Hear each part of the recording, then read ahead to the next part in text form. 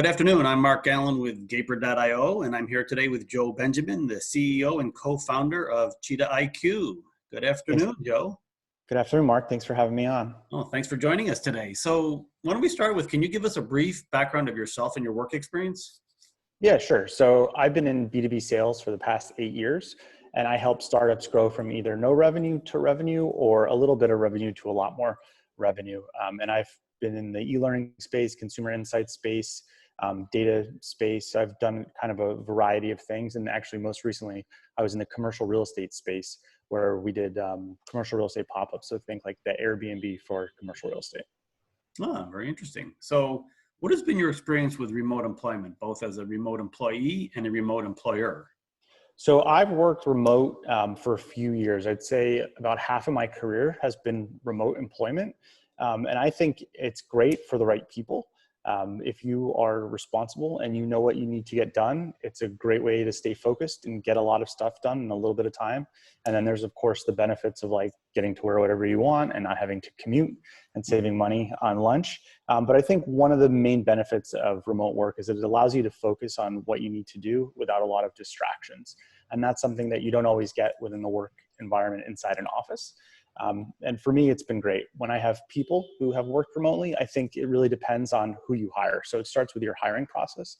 If you hire the right people, you should have no issues with them working remotely. If you put them in a position to succeed in the office, they'll succeed out of it as well. Great. So what has been your takeaway from these experiences? So I think really you have to have good leadership at your company to have everybody else work remotely. If you're a company that micromanages people and you need to stay on top of them constantly, it's not going to work out for you.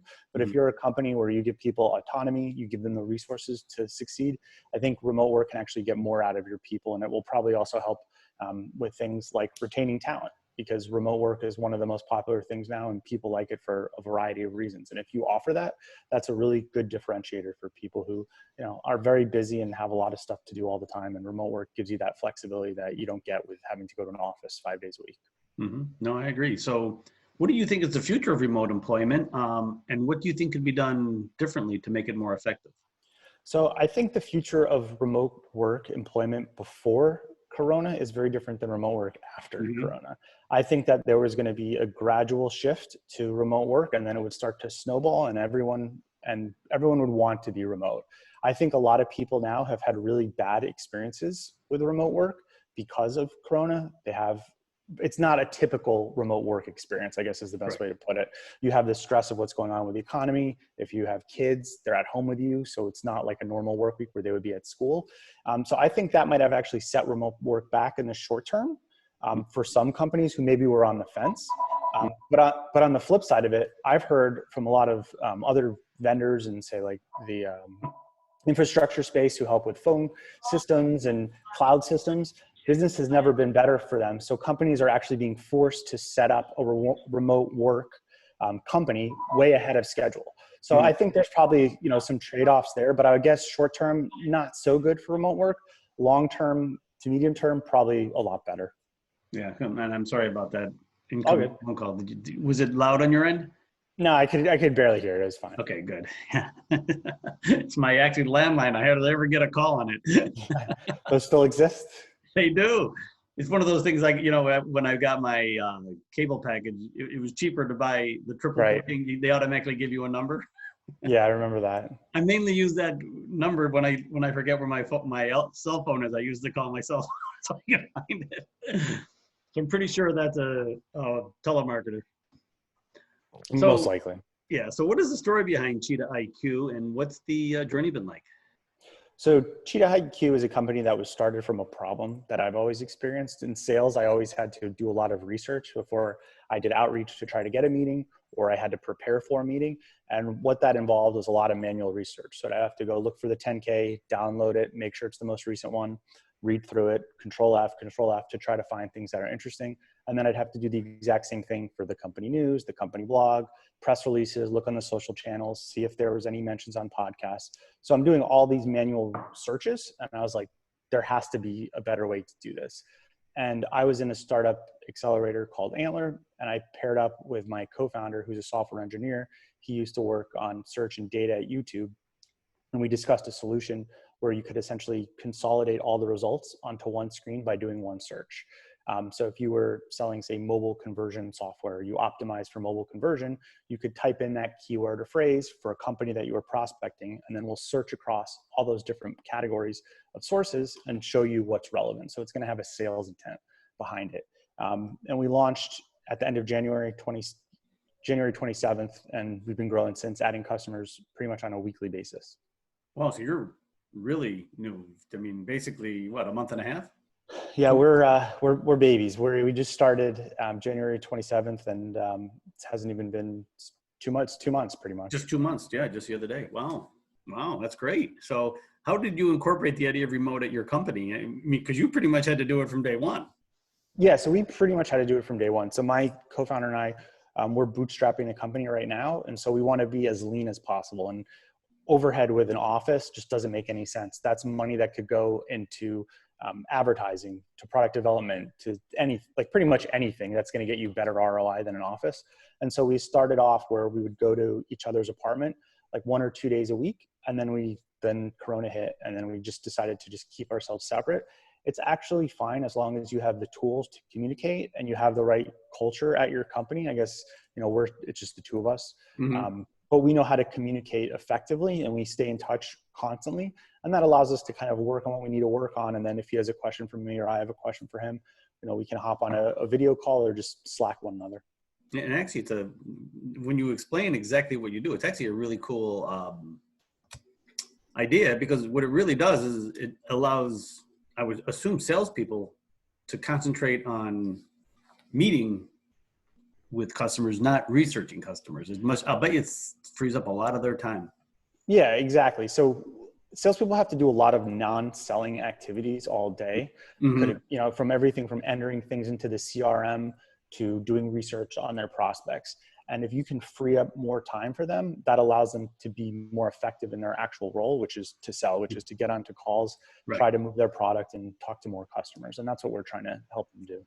Yeah, and I've dealt with a number of very good salespeople in my career, and they don't like to do the tedious stuff. They like to be out there in front of customers. Yeah, it's not fun doing research. It's definitely a pain, and I think that's why we've had early success, because people are like, yeah, if there's an easier way to do this, we're happy to pay for it, and that's obviously a good business to be in. Yeah. So, speaking of the Corona, I mean, it has forced companies to go remote. You forced you from day one. Right.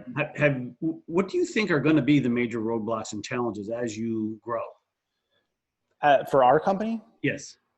Well, I think for us, in the short term, there's going to be probably apprehension on sales leader side to make any new changes, even if it's something that can have a positive impact on their employees.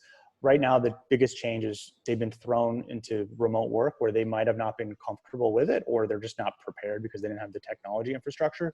So they need to lay the foundation right now to make sure they can succeed with kind of just the basics. Like, can their employees make calls? Can calls get forwarded to the right people? And then once they figure that out, I think for us, our value prop really helps them. So we're not too worried about that. I think remote work is going to kind of be fine for a lot of these companies, because the good ones will figure it out. And then the ones that don't trust their employees, they're going to have problems if they're in the office or not. Yeah, that's true. So companies like Gaper help develop, build, and scale products, especially for startups. So how important do you think that will be going forward, especially, for CEOs like yourself that, need to hire people, quality people, and quickly? Yeah. So I think that, you're going to need to be able to adapt to the changing circumstances. So if there's anything that allows you to add people as quickly as possible and have them vetted and know that this is a reliable person, that's going to be huge, especially with flexibility with budgets, because people aren't going to actually know maybe how good Q3 or Q4 is going to be, but they need something done now. So I think anything that offers any type of flexibility, any type of value that's clear, any type of just kind of giving them the agility to move, I think that's going to be a huge, huge help. And it sounds like you're going to offer, you're going to offer remote employment anyway. Are you going to stick to the New York area? Or are you open to anywhere in the country or the world? So I think one thing that's great about remote employment, and if you employ remote workers, you have a much larger talent pool than just your city. And I think for startups especially, they should look outside of the normal kind of New York, San Francisco talent pool, because there is great talent everywhere else. And sometimes it's a third of the cost for the Mm-hmm. same quality. There's plenty of very good marketing people across the US. There are plenty of good marketing people across the world. I've been at companies where we have outsourced software development, or I've been at companies where we've gotten software developers in other countries who are literally a third or a quarter of the cost, and they're just as good as any US developer. And that type of budget flexibility and just extending your budget can have a huge impact at a startup where funds are limited and you're not going to have just an ever-ending stream of money to play around with and make mistakes with. So if you're able to get 3 people for the cost of 1 in the US, or 3 people, say in like Iowa or Nebraska or Michigan, for the same price as a New York engineer, that's a huge, huge impact on your company. Yeah, and I mean, I'm in San Francisco, and it's the same thing. I mean, it's, you can get San Francisco engineers, but they want a lot of money. Yeah, you get to pay San Francisco prices for San Francisco engineers. Yes, and yeah, I know it very well. So, well, Joe, this has been great. I'd like to thank you for your time today, and I wish CheetahIQ all the luck in the world. Thank you. Thanks for having me on. All right, thanks. Have a great day. You too.